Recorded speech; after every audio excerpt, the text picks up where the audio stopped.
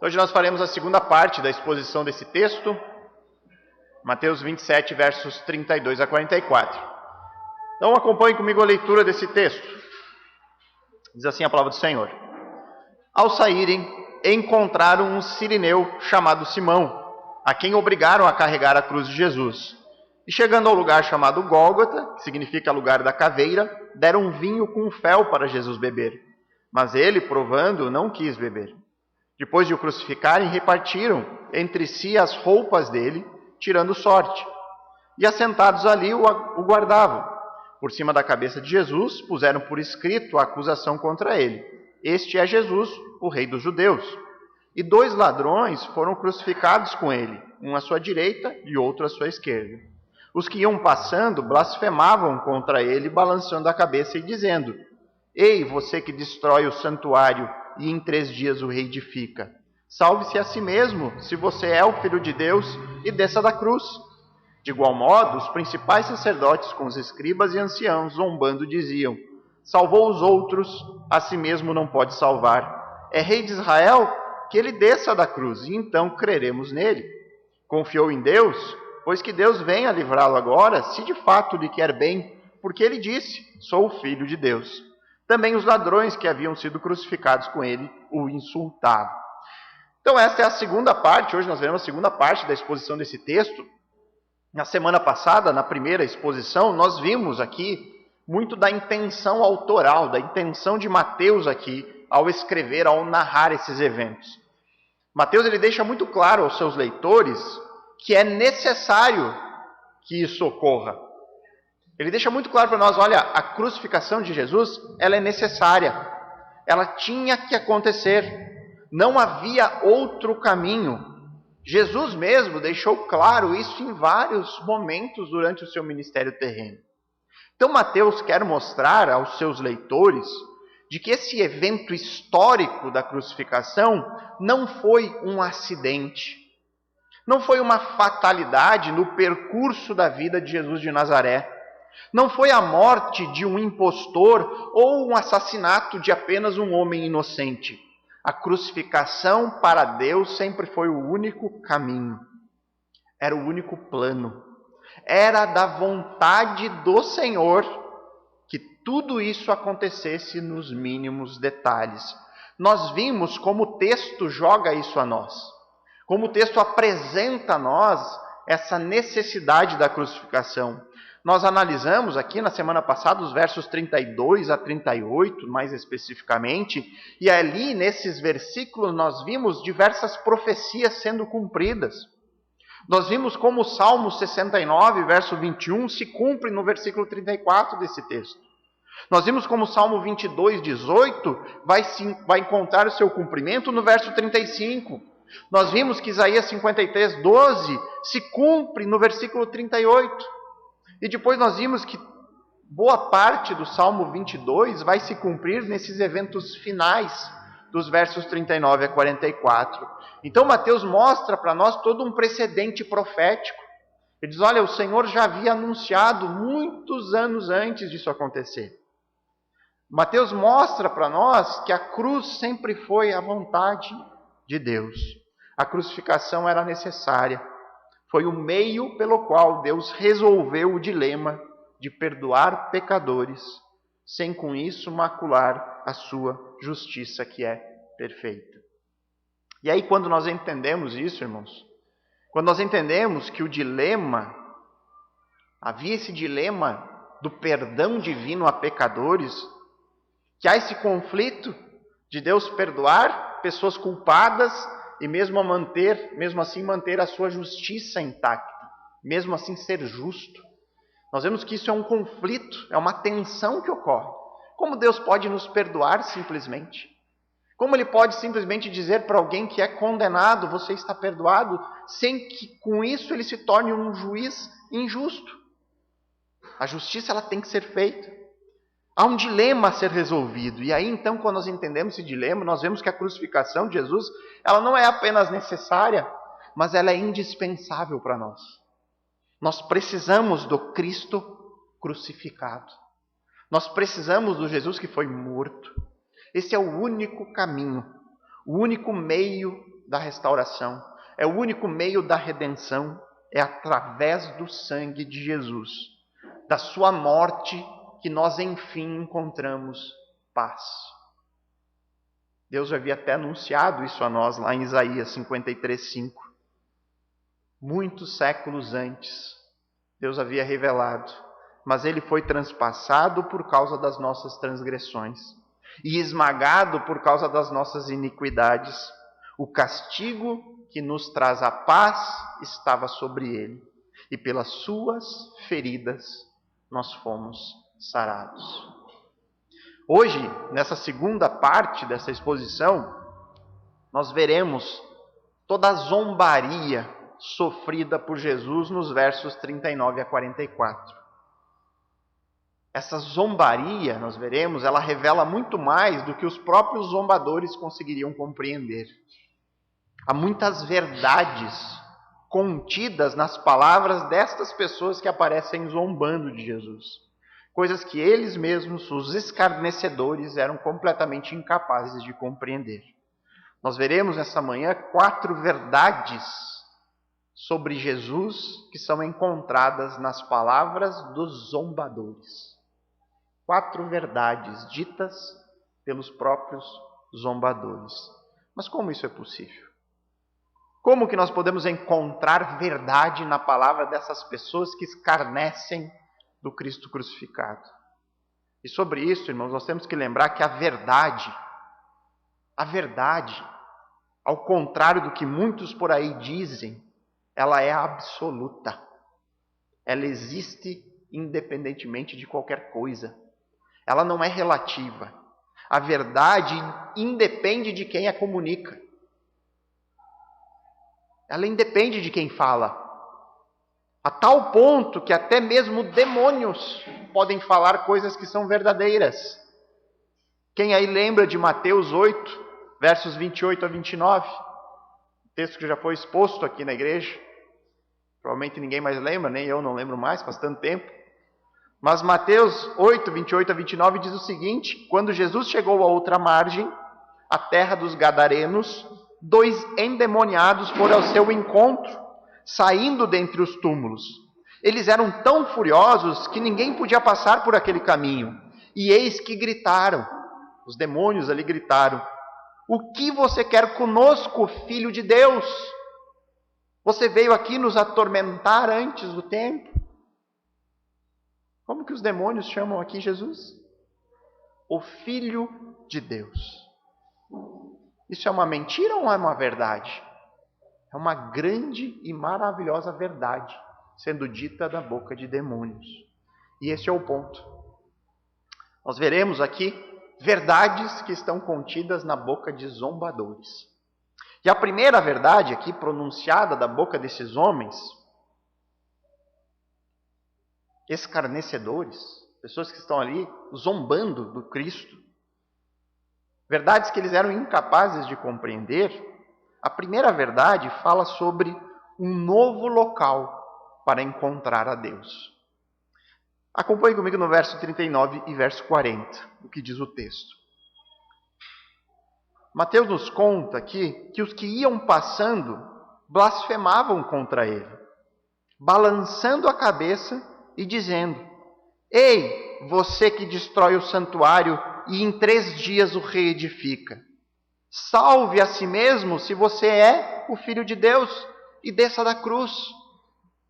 Este primeiro ato de zombaria, de escárnio, nos revela aqui que essas pessoas que estão zombando de Jesus, ou elas estavam presentes no julgamento lá do Sinédrio, ou elas tomaram conhecimento sobre os detalhes de tudo que havia acontecido naquele momento. Você pode perceber isso porque eles fazem aqui a alusão a algo que foi dito em uma das acusações que foram feitas contra Jesus naquele momento. Se você voltar aqui a sua Bíblia, algumas páginas, você verá em Mateus 26, 61.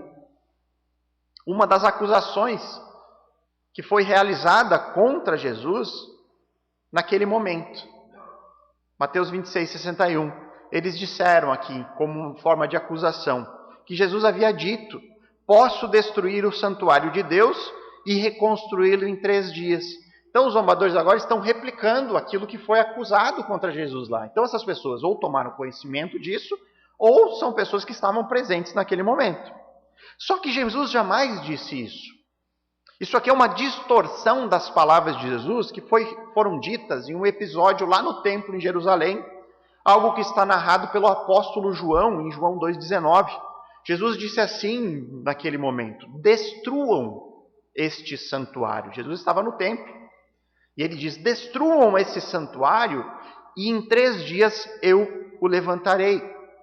E aí o texto de João nos conta que na sequência os judeus responderam: mas esse santuário foi edificado em 46 anos. E você quer levantá-lo em 3 dias? E aí João explica que Jesus, porém, se referia ao santuário do seu próprio corpo. Ele não está falando do templo, ele está falando de si mesmo. E aqui nós encontramos o primeiro exemplo do que os zombadores eram incapazes de compreender, no conteúdo da sua própria zombaria. Sim, o santuário foi destruído. O corpo de Jesus foi moído na crucificação. O Messias foi morto, mas ele ressuscitou ao 3º dia. E juntamente com a ressurreição, o templo sagrado, o local de adoração, o local onde o povo judeu deveria ir para encontrar a Deus e render culto a Deus, também mudou. O templo, a partir da ressurreição, não é mais necessário. Da mesma forma que não existe para nós mais necessidades de um sacerdote como intermediário entre o homem e Deus. A partir da morte de Jesus na cruz, e através dele, qualquer pessoa pode adorar a Deus e cultuar a Deus em todos os lugares. Jesus, ele mesmo antecipou que isso aconteceria em um diálogo que ele teve com a mulher samaritana. Lá em João, capítulo 4, versos 20 a 21, logo depois daquela mulher ter se convencido de que Jesus era um profeta enviado por Deus, ela questiona Jesus sobre esse assunto. Ela questiona sobre a questão do local de culto, porque havia uma disputa entre judeus e samaritanos sobre esse assunto. E o texto nos conta que a mulher samaritana disse para Jesus: nossos pais adoravam neste monte, mas vocês, os judeus, dizem que em Jerusalém é o lugar onde se deve adorar. Havia uma disputa. Os samaritanos não iam até Jerusalém. Eles eram um povo extremamente inimigos entre si. E eles diziam que era possível cultuar Deus em Samaria. E ela pergunta: olha, os meus conterrâneos dizem que é aqui, vocês dizem que é lá. E aí Jesus responde para essa mulher: mulher, acredite no que eu digo. Vem a hora em que nem mesmo neste monte, nem em Jerusalém, vocês adorarão o Pai.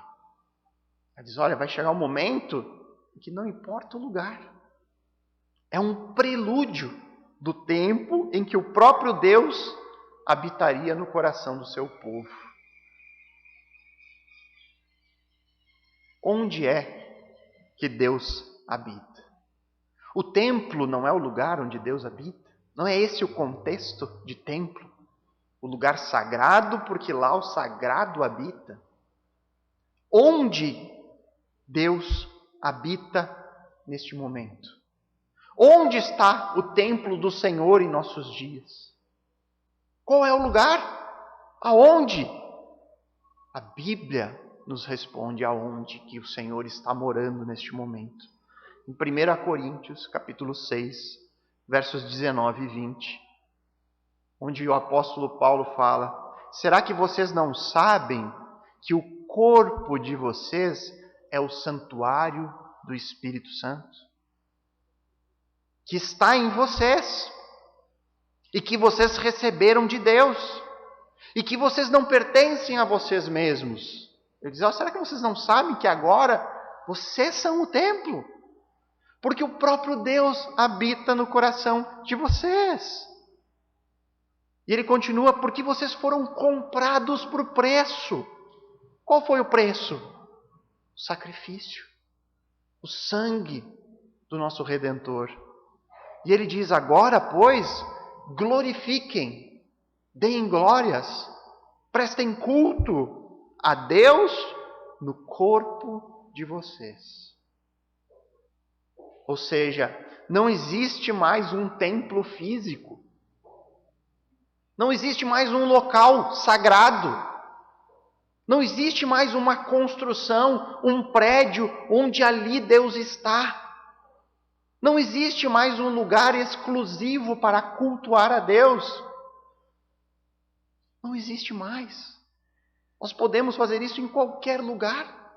Nós podemos hoje aqui cultuar a Deus, da mesma forma que outras igrejas nessa manhã estão reunidas prestando culto a Deus.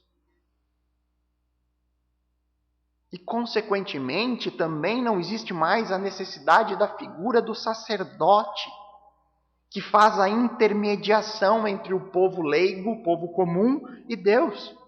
O que existe agora é aquilo que é chamado nas Escrituras de o sacerdócio universal. Todos somos sacerdotes. E há uma passagem específica das Escrituras que lida sobre esse assunto, sobre o sacerdócio de todos os crentes. E você encontra na primeira epístola de Pedro, no capítulo 2, versos 5 a 9, um texto que o pastor Adriano já expôs a nós aqui, onde diz, também vocês, como pedras que vivem, são edificados casa espiritual, para serem sacerdócio santo, a fim de oferecerem sacrifícios espirituais agradáveis a Deus por meio de Jesus Cristo. Ele faz toda a analogia do templo à nossa vida hoje. Vocês, porém, são geração eleita, sacerdócio real, nação santa, povo de propriedade exclusiva de Deus, a fim de proclamar as virtudes daquele que os chamou das trevas para a sua maravilhosa luz. Os sacerdotes do Antigo Testamento eram escolhidos por Deus. Os sacerdotes não se escolhiam a si mesmos. Deus escolhia o sacerdote. E ele era escolhido com um propósito. O propósito do sacerdote no Antigo Testamento era entregar a sua vida, oferecer a sua vida para servir a Deus no templo, oferecendo sacrifícios em favor do povo. O sacerdócio levítico, ele era uma alegoria, ele era uma sombra, ele era um símbolo de algo que estava por vir. O sacerdócio levítico apontava para o ministério de Jesus Cristo, uma representação que não é mais necessária, uma vez que o sacrifício foi providenciado, o sacrifício de Cristo, completado. E aí então nós veremos até na próxima semana, no texto de Mateus 27:51, que o céu, o véu do templo, era um véu, um pano, um tecido extremamente grosso, que cobria a entrada do Santíssimo Lugar, do Santo dos Santos, para que ninguém entrasse. Aquele era o local onde Deus habitava, e ninguém poderia entrar lá para não ser consumido pela glória de Deus. Esse véu foi rasgado ao meio, no momento em que Cristo morreu. O que Deus está indicando a nós por meio desse símbolo? Ele está indicando que o sacerdócio do Velho Testamento não se faz mais necessário. Agora, qualquer pessoa pode vir e entrar no Santíssimo Lugar. Qualquer pessoa tem acesso diretamente a Deus por meio do novo e eterno sumo sacerdote, Jesus Cristo. Não há mais agora qualquer mediador terreno entre Deus e os homens. Não há mais a necessidade de um sacerdócio como era no Antigo Testamento. Por causa da morte de Jesus na cruz do Calvário, todo aquele que crê em Jesus tem acesso direto ao trono de Deus. Todos temos acesso a Deus por meio do grande e eterno sumo sacerdote. privilégio! Que privilégio nós temos, irmãos, de sermos capazes de, em qualquer momento, em qualquer lugar, entrar na presença do Senhor diretamente, sem precisar nos deslocar até um determinado lugar, sem precisar ir até um espaço físico, sem precisar recorrer a um sacerdote humano para intermediar o meu relacionamento com Deus. Não, em qualquer momento, em qualquer hora do seu dia, você pode se colocar diante do trono do Senhor, por meio de Cristo. Que maravilhosa verdade nós temos aqui. Que maravilhosa verdade. Você precisa de socorro? Você precisa de ajuda? Em qualquer momento você pede ajuda ao Senhor, que é todo-poderoso, porque você tem acesso a Ele. É por isso que nós pregamos fortemente, irmãos, contra qualquer um que insista em tentar se transformar em um representante sacerdotal para as pessoas. Pessoas que se colocam como intermediários no relacionamento do povo comum e Deus. Como se nós ainda tivéssemos na economia do Antigo Testamento. Todos temos acesso a Deus. Todos. Não existe a oração mais poderosa. A oração de fulano é mais poderosa do que o outro. Mas fulano é mais espiritual. Não. Todos temos acesso a Deus. Não existe alguém que tenha um acesso mais facilitado, porque todos recorrem ao mesmo sumo sacerdote. O nosso relacionamento, queridos, é de discipulado. Discípulos e discipuladores. Pessoas que ensinam e aqueles que aprendem. É uma troca. É uma comunhão. Porque todos estamos unidos em um mesmo Espírito. Todo crente possui Deus habitando no seu coração. Todos temos acesso direto a Deus por meio de Cristo. E eu não me canso de repetir isso aqui. Não existe diferença de níveis espirituais entre nós crentes. Existe apenas uma diferença no nível de maturidade, no nível de conhecimento da palavra de Deus. Por que alguém deve buscar outro irmão mais velho, mais maduro, para procurar uma ajuda, um auxílio, procurar o pastor? Por quê? Porque o pastor tem um poder sobrenatural e ele vai conseguir mover Deus de uma maneira a lhe ajudar? Não, você vai atrás de alguém mais maduro para receber um conselho bíblico. Porque você confia, essa pessoa conhece mais das Escrituras do que eu, e ela é capaz de me ajudar. Essa pessoa viveu mais do que eu, tem mais tempo de caminhada cristã, enfrentou muito mais lutas em áreas que eu posso estar enfrentando neste momento. Então, ele tem a condição de me ajudar. É para isso. Você não procura alguém para receber uma oração mais poderosa, porque a sua oração posta em Cristo é tão poderosa quanto qualquer outra. Deus está atento aos seus filhos. Deus está atento. Não existe espiritualidades elevadas. Não existe pessoas que têm um acesso facilitado, têm a senha preferencial diante de Deus. Isso não existe, irmãos. Biblicamente não existe. Nós precisamos ter isso muito claro. Qual é a única diferença entre nós? Maturidade, conhecimento da palavra, tempo de vida cristã. É isso. É a única diferença que existe entre nós. Então a zombaria sofrida por Jesus na cruz, ela revela mais do que o zombador poderia compreender. Revela aqui um novo local para encontrar a Deus. Deus não está mais em um templo físico. Não existe mais um único local de culto ou de adoração. Todos nós temos acesso ao trono do Senhor por meio do Filho que foi sacrificado e glorificado. Em segundo lugar, a zombaria revela que Jesus é o Salvador dos homens. Verso 41 e primeira parte do verso 42. O texto diz ali: de igual modo, os principais sacerdotes, com os escribas e anciãos, zombando, diziam: salvou os outros, a si mesmo não pode salvar. Mateus ele coloca aqui todas as categorias que compunham a liderança política e religiosa do povo judeu juntos ali, zombando de Jesus crucificado. São os principais sacerdotes, são os escribas e são os anciãos.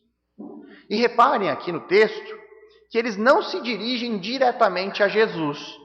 Eles falam aqui em terceira pessoa.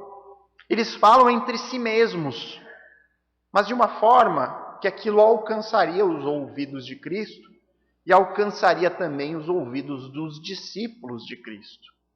Nessa zombaria eles dizem, salvou os outros. Algo que provavelmente é uma referência aos milagres realizados por Jesus. As curas que Cristo promoveu ao longo do seu ministério. Salvou os outros, mas não é capaz de salvar a si mesmo. A tentativa aqui certamente é invalidar os milagres. É invalidar tudo aquilo que Jesus havia realizado. É como se eles dissessem, olha, se Jesus tem todo esse poder sobrenatural, por que ele não o utiliza agora? Que ele mesmo está precisando de socorro. Viu só? Este homem aí não tem um poder que vem de Deus. A gente já havia dito sobre isso. O poder dele não é de Deus. O que os zombadores eram incapazes de compreender é que essa salvação que eles falam aqui, vindas da parte de Jesus, não se limitava a algumas centenas de curas que foram realizadas durante os poucos anos que durou o ministério terreno de Cristo. Quando nós, leitores cristãos, lemos aqui o texto, quando nós lemos essas mesmas palavras, a nossa compreensão sobre o que eles estão dizendo, salvou os outros, mergulha muito mais profundo do que o contexto imediato. Nós vamos muito mais longe do que apenas pensar nos milagres de cura que Jesus fez. Quando nós lemos que Jesus salvou pessoas, a nossa compreensão transcende o milagre físico. Nós olhamos para a salvação da alma. Nós olhamos para a salvação eterna. E neste ponto, queridos, de fato, para Jesus poder salvar outros, ele não poderia salvar a si mesmo. Para Jesus salvar os outros, ele não poderia salvar a si mesmo. Embora, irmãos, é sempre bom deixar claro, Jesus poderia ter se salvado se quisesse. Lembra das palavras de Jesus para Pedro no texto que nós vimos há pouco, em Mateus 26, 53? No momento que ele estava sendo preso, Jesus disse para Pedro, você acha que eu não posso pedir ao meu Pai? E ele mandaria neste momento 12 legiões de anjos para me salvar disso? Você não acha que eu poderia ser salvo se eu quisesse? Mas como então se cumpririam as Escrituras? É o desejo de Deus. É a vontade do próprio Salvador em salvar que o mantém preso naquela cruz. É necessário que isso aconteça. É necessário para que Jesus providencie o pagamento pela dívida dos nossos pecados. E aí então se torne verdadeiramente o Salvador dos homens. Jesus é o Salvador dos homens. E agora também é preciso fazer outra distinção aqui. Jesus ele é Salvador dos homens, mas infelizmente ele não é o Salvador de todos os homens. Por quê? Porque biblicamente nós sabemos que algumas pessoas se perderão. Nós temos relato bíblico de pessoas padecendo em sofrimento eterno. Algumas pessoas serão condenadas. Algumas pessoas não serão salvas. Mas por quê? Por que elas não podem ser salvas se o preço foi pago? Elas não serão salvas justamente porque essa verdade que está contida na boca dos zombadores, de que Jesus é um Salvador, não é um Salvador para elas. Essa verdade não é reconhecida por muitos. Para muitas pessoas, Jesus não é um Salvador. Muitas pessoas dos nossos dias mesmo reconhecem Jesus como um bom homem, como um grande mestre de moral, como um grande e poderoso ser criado por Deus. Reconhece que Jesus pode até ser um profeta enviado por Deus para trazer uma mensagem de paz, de esperança. Alguns veem que Jesus como alguém que veio ao mundo apenas para deixar um exemplo a ser seguido, de abnegação, de entrega, de sacrifício. Mas essas mesmas pessoas não reconhecem Jesus como aquele que veio ao mundo para nos salvar dos nossos próprios pecados. E esse é o ponto. Porque a Bíblia ela afirma a nós que todas as pessoas, sem distinção, todos nascem com a mancha do pecado. Nascem com corações rebeldes, desobedientes. Nascem sem temor do Senhor e, consequentemente, cometem na sua vida atos que ofendem o caráter santo de Deus. Todos, a Bíblia diz, olha, não há um justo nenhum sequer. E a única punição justa para os pecados que são cometidos contra um Deus eterno é uma punição igualmente eterna. E é por isso que nós precisamos de um Salvador. É por isso que nós precisamos do Jesus que veio para morrer em nosso lugar. É por isso que nós precisamos ter em Jesus alguém que veio pagar o preço pelos nossos pecados. Não para trazer um exemplo apenas. Não para ser alguém a ser seguido pela sua moralidade. Mas entender que ele morreu para pagar a dívida que era minha. Pagar a dívida das minhas transgressões. Porque é isso que a Bíblia nos ensina. Este é o Evangelho. As boas novas de salvação que existem no Cristo crucificado. O Evangelho, resumidamente uma frase, é Jesus morreu pelos nossos pecados e ressuscitou. Essa é a boa notícia. Jesus morreu pelos meus pecados e Ele ressuscitou. Só que para que essa mensagem se torne vida para mim, eu preciso abraçá-la. Eu preciso abraçar Cristo, o Jesus crucificado, como meu Salvador pessoal. Não como uma mensagem distante. Não como um evento histórico que aconteceu muito longe de mim. Eu preciso reconhecer que foi por mim. Jesus veio com o meu nome na sua mente. Eu vou morrer por Ele. Eu preciso crer nisso. Jesus é o meu Salvador. E para chegar nisso, eu preciso primeiro reconhecer que eu sou pecador. Que não há nenhuma bondade em mim que mereça qualquer bênção diante de Deus. Reconhecer que eu sou um miserável. Que eu peco diariamente contra o Senhor. Que não há nada de bom em mim mesmo. E aí depois disso, reconhecer que eu preciso ser salvo. Que eu não consigo encontrar salvação por mim mesmo. E aí então eu crerei. Aí então eu abraçarei a Cristo como meu único e suficiente Salvador. Salvação não diz respeito a estar em uma determinada igreja. Salvação não diz respeito a realizar rituais, a fazer parte de uma família cristã, a manter uma rotina religiosa, a ser consistente em seguir uma lista de coisas que eu posso e coisas que eu não posso fazer. Salvação no cristianismo diz respeito a ter um relacionamento pessoal com Cristo baseado na fé. Significa crer e confiar nele. Significa amá-lo e desfrutá-lo diariamente. Os zombadores disseram: salvou os outros, mas é incapaz de salvar a si mesmo. E nós dissemos sim. Jesus salvou muitas pessoas dos seus pecados por meio da sua morte. O que os zombadores não conseguiam compreender é que isso era necessário. Se quisesse, Jesus teria se livrado da cruz. Mas como então se cumpririam as Escrituras que dizem que assim deve acontecer? Como que a salvação poderia ser providenciada? Jesus apenas se entregou ali, porque era da sua vontade salvar os outros. Em terceiro lugar, a zombaria também revela que Jesus é o rei de Israel.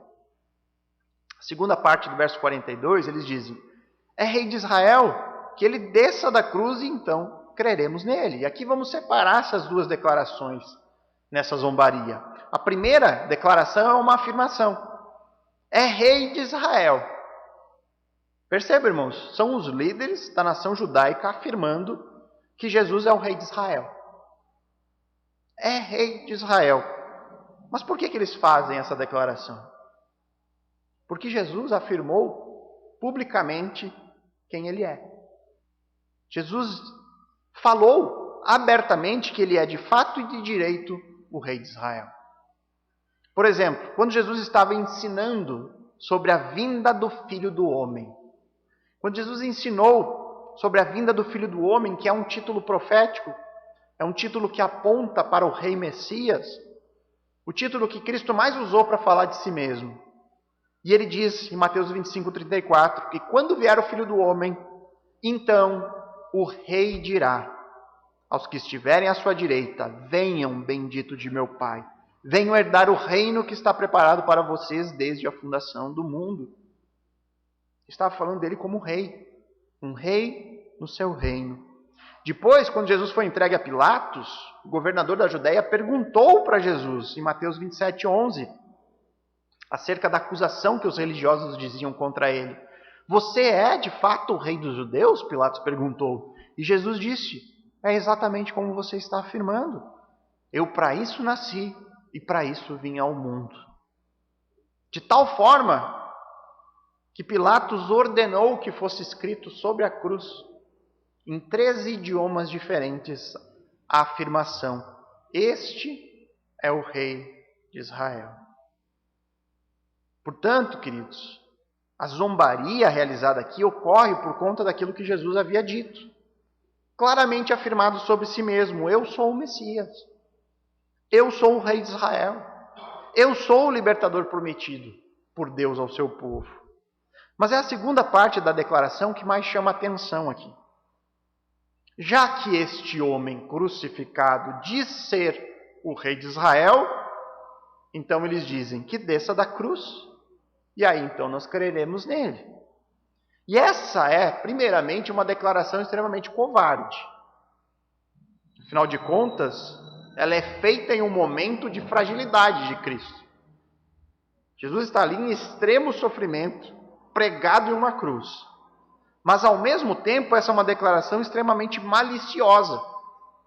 Eles empurram para Jesus a responsabilidade da sua própria incredulidade. É como se eles dissessem: nós creríamos nele se ele descesse da cruz.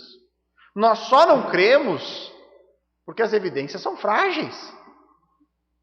Se ele descesse, nós aceitaríamos ele como rei de Israel.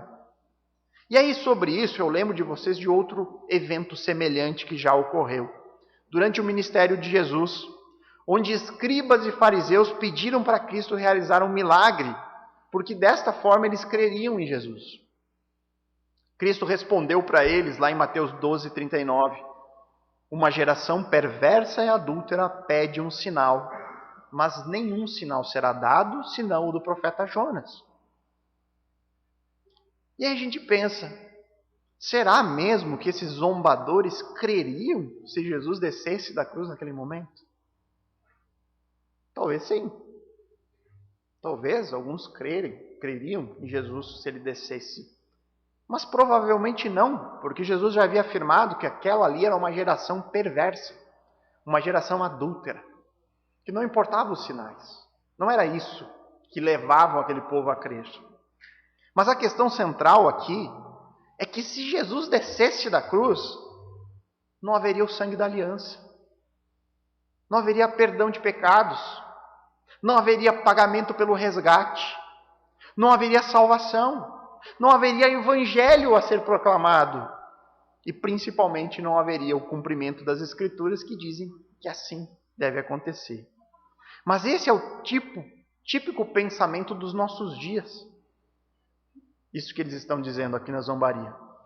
É aquela mentalidade do tipo, eu só acredito vendo. É a mesma coisa. Você precisa de um sinal para crer? Jesus dissesse para eles naquele momento de Mateus 12, vocês precisam de um sinal para crer? Então eu vou dar um sinal para vocês. Jesus ressuscitou dos mortos. Este é o sinal. Este é o sinal. E aí vamos pensar um pouco nisso. Quantas pessoas, queridos, ignoram todas as evidências sobre Jesus? Quantas pessoas ignoram todas as evidências que nós temos sobre o caráter sobrenatural da Bíblia? E mesmo assim, ignoram tudo, não leem a Bíblia, não conhecem a Cristo, ignoram tudo que é escrito sobre este homem. E ainda dizem, mas se eu visse Jesus com os meus olhos, eu creria. Mas será que acreditaria mesmo? Eu já escutei algumas pessoas até dizendo, mas se alguém voltasse dos mortos para dizer como é, aí então eu não acreditaria que existe alguma coisa depois dessa vida. Meu querido, uma pessoa voltou dos mortos. Uma pessoa voltou. É um fato histórico. Suas palavras estão registradas. Mas mesmo assim, a maioria não crê.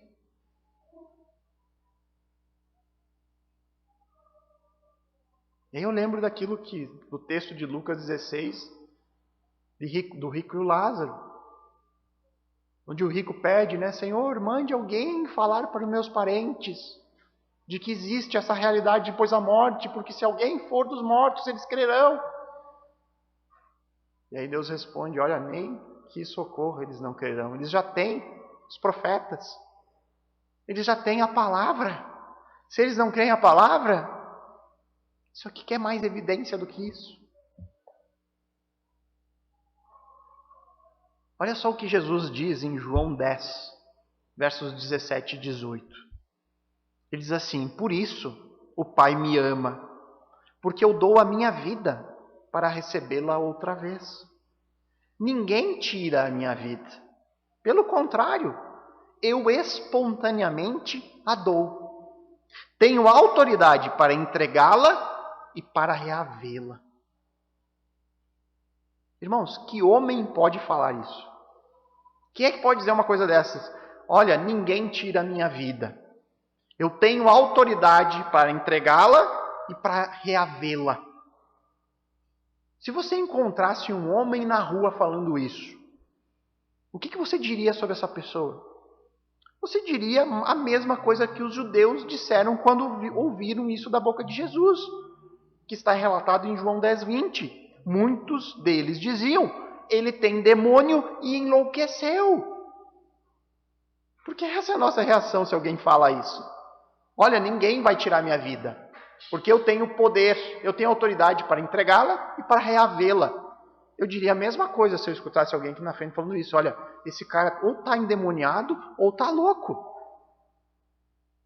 E ainda depois os judeus ainda dizem, por que vocês ouvem o que ele diz? Por que vocês vão ouvir alguém que está louco? Qual é o ponto aqui? Se crer em Jesus fosse só uma questão de confiar naquilo que ele disse neste mundo, o caminho que nós deveríamos escolher é o mesmo dessas pessoas. Esse homem enlouqueceu. Se nós for pensar só naquilo que Jesus disse, se nós só tivéssemos as palavras de Jesus, nós diríamos isso. Isso aqui tudo são palavras de um homem que enlouqueceu. Como que alguém em pleno estado mental pode dizer que tem controle sobre a sua própria vida? Quem é que controla a sua própria vida? Quem é que pode entregar a vida e reaver a vida? O ponto é que Jesus não ficou só nas palavras. Ele não ficou só no discurso. Jesus ressuscitou dos mortos ao terceiro dia. Exatamente como ele disse que aconteceria. Nós não temos só as palavras, nós temos a ressurreição. A ressurreição autentica. ela confirma tudo aquilo que Jesus disse. Ela diz assim, a ressurreição é a prova de que Jesus de fato tinha autoridade para entregar a vida e para reavê-la. Mas como pode um simples homem ter esse tipo de autoridade? Como pode um simples homem ter autoridade sobre a vida e sobre a morte? Isso nos leva à quarta verdade que está contida aqui na zombaria sofrida por Jesus. Zombando, eles dizem que Jesus não é um homem qualquer. Jesus é o Filho de Deus. Verso 43. Confiou em Deus, pois que Deus venha livrá-lo agora, se de fato lhe quer bem, porque ele disse, sou Filho de Deus. Jesus, ele afirmou consistentemente ao longo do seu ministério ser o Filho de Deus. Inclusive, em vários momentos, os próprios zombadores, os religiosos, tentaram apedrejar Jesus por isso. Para esses religiosos, a condição de Cristo na cruz é a prova clara de que Jesus não é quem dizia ser. Afinal de contas, é maldito todo aquele que for pendurado em um madeiro. Uma pessoa exposta publicamente numa cruz era para eles um sinal escriturístico de que Deus havia amaldiçoado aquela pessoa. Então eles estão pensando aqui, se esse é o Filho de Deus, como que ele pode estar nessa situação? Se ele é o Filho de Deus, então que Deus o salve. Em alguma medida, esses zombadores estão certos nisso. Jesus está, de certa forma, sofrendo aqui com o abandono do Pai. Nós veremos isso mais profundamente no próximo texto, o clamor de Cristo no verso 46. Deus meu, por que me desamparaste? Mas a questão é que o Evangelho de Mateus não termina no verso 46. O Evangelho de Mateus não acaba com as palavras Deus meu, por que me desamparaste?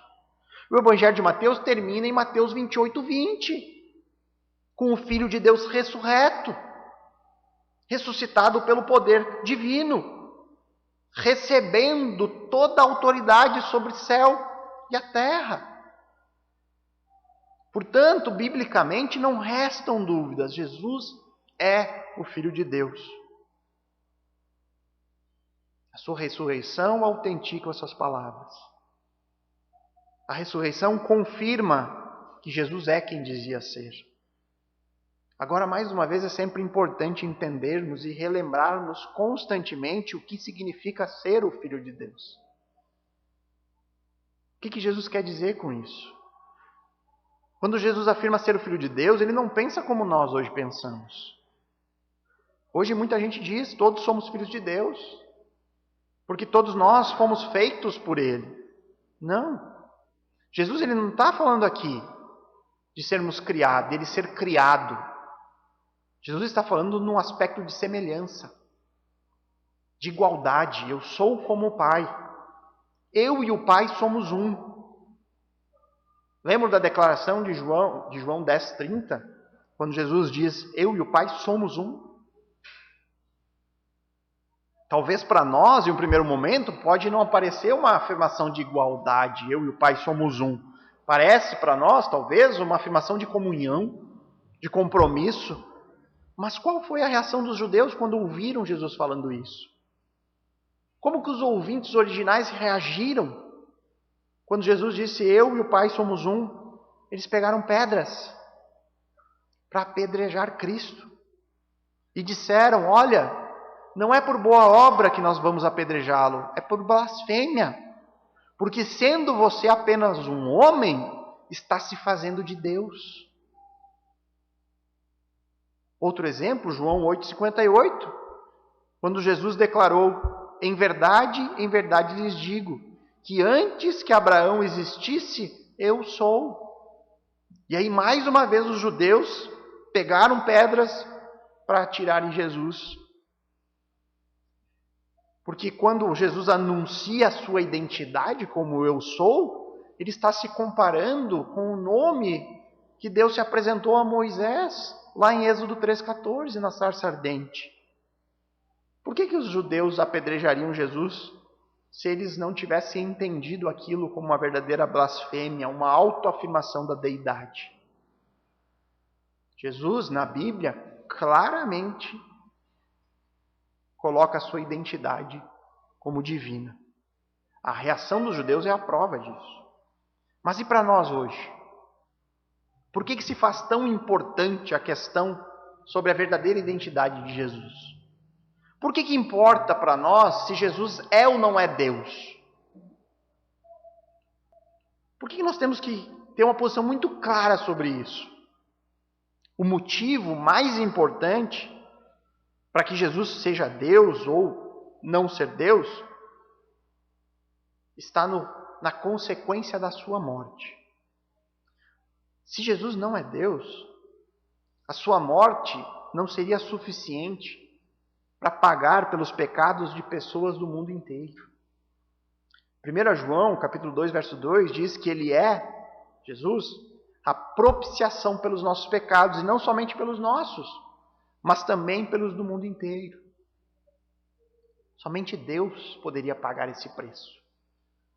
2 Coríntios 5, 21, aquele que não conheceu o pecado, Deus o fez pecado por nós, para que nele fôssemos feitos justiça de Deus. Jesus tinha que ser Deus para que pudesse pagar a nossa dívida, uma dívida eterna. E Jesus tinha que ser homem para que ele pudesse morrer. Porque o preço do pecado é a morte. Jesus tem que ser Deus para pagar a nossa dívida. E Jesus tem que ser homem para que possa morrer. A salvação, ela só está disponível através da fé em Jesus Cristo, o Deus homem. Fora desta realidade não existe esperança. Qualquer Jesus diferente disso, diferente do Deus que se fez carne e veio como um ser humano perfeito, ele não é capaz de nos salvar. Não importa o quanto você creia, não importa o quanta fé você tenha, se Jesus não é o Jesus bíblico, Deus homem, você está perdido. A natureza divina de Jesus é o motivo pelo qual ele é o único caminho de salvação. A divindade de Jesus é o motivo pelo qual ele mesmo pôde declarar com firmeza: eu sou o caminho e a verdade e a vida. Ninguém vem ao Pai senão por mim. João 14,6. E aí, para concluir, eu pergunto, irmãos, será que nós conseguiremos, em algum momento, entender? Foi essa a meditação que me veio ao final da preparação dessa exposição. Porque toda pregação, em primeiro lugar, é um devocional àquele que vai pregar, né, irmãos? Toda pregação que é exposta aqui, primeiramente foi um devocional para mim. Um devocional para qualquer pastor que venha. Se não for, não faz sentido. E ao final disso, a minha meditação foi: será que em algum momento eu mesmo vou conseguir entender o tamanho da graça que o Senhor nos concede nessa salvação providenciada por Cristo, pelo Cristo crucificado? Porque quantas verdades maravilhosas nós temos apenas nesse texto que nós vimos aqui de manhã. Será que em algum momento a gente vai compreender a incrível verdade que o meu próprio corpo, o seu corpo, o corpo de quem crê, se tornou templo de Deus? O local onde o próprio Deus habita. Será que em algum momento eu vou compreender isso verdadeiramente nessa vida? Porque pense nisso, irmãos. O que saber apenas dessa verdade maravilhosa? Saber que eu sou o templo do Senhor, que Deus habita em mim. O que só saber disso deveria transformar a minha vida de forma prática? Mais uma vez, 1 Pedro 2,9, quando ele diz, né, que nós somos geração eleita, sacerdócio real, nação santa, povo de propriedade exclusiva, porque nós somos comprados por preço. E aí ele não encerra aqui, ele não simplesmente diz isso, olha, Deus lhes comprou. Ele vai além, ele diz, a fim de. Tem um motivo. Deus nos resgatou por um motivo, a fim de proclamar as virtudes daquele que nos chamou das trevas para a maravilhosa luz. Tem que vir para a prática, irmãos. Tem que refletir. Nós não fomos salvos simplesmente por bondade, assim, olha, agora aguardem o reino. Vivam do jeito que vocês quiserem, apenas esperando a consumação e a alegria eterna. Não, ele diz, olha, vocês estão neste mundo, foram resgatados, foram comprados, não para viver de acordo com a sua própria decisão e vontade, mas para viver para Cristo. Para proclamar, para ser uma demonstração. O templo em Jerusalém servia para isso. Era o testemunho do poder de Deus. As pessoas olhavam para o templo de Salomão e ali tinha um vislumbre do Deus de Israel, o único e verdadeiro Deus deste mundo. Agora nós somos o templo. Nós, o nosso corpo. O que apenas isso deveria mudar a nossa vida, irmãos? Cristo nos salvou. Cristo pagou o preço do nosso resgate. Nós somos o seu povo. Portanto, nós temos que viver de uma forma que demonstre de forma visível que eu faço parte do povo de Deus. A minha vida deve demonstrar a família que eu faço parte. E aqui nós temos uma escolha entre dois caminhos. Ou nos colocaremos do lado do rei que foi crucificado e que ressuscitou, ou nós estaremos do lado dos zombadores. Ou nós abraçamos a fé bíblica e ao abraçar essa fé vai haver uma ação prática sendo manifesta, ou nós rejeitaremos a palavra. E ao rejeitar a palavra, nós desdenhamos de tudo que Deus revelou a nós nesse livro. Nós zombamos de Deus e da sua revelação. Então a minha oração, irmãos, é para que todos nós aqui façamos parte do povo do rei de Israel, do rei Messias. Que façamos parte do povo do libertador prometido. Este rei, segundo as Escrituras, é ninguém menos do que o próprio Deus, que se fez carne, que veio ao mundo para se entregar. O próprio Deus, Todo-Poderoso, se fez um de nós, andou entre nós e morreu no nosso lugar. Você tem ideia disso, irmãos? Será que a gente algum dia vai ter uma dimensão dessa realidade? O que nós poderíamos fazer diante de tudo isso? O que nós poderíamos fazer diante de tantas bênçãos, de tanto amor que é demonstrado na cruz, se não apenas nos humilhar, nos prostrar e dizer, olha Senhor, eu posso não compreender, eu posso não entender, mas eu apenas agradeço tão grande salvação. Obrigado, Senhor, por isso. Vamos orar.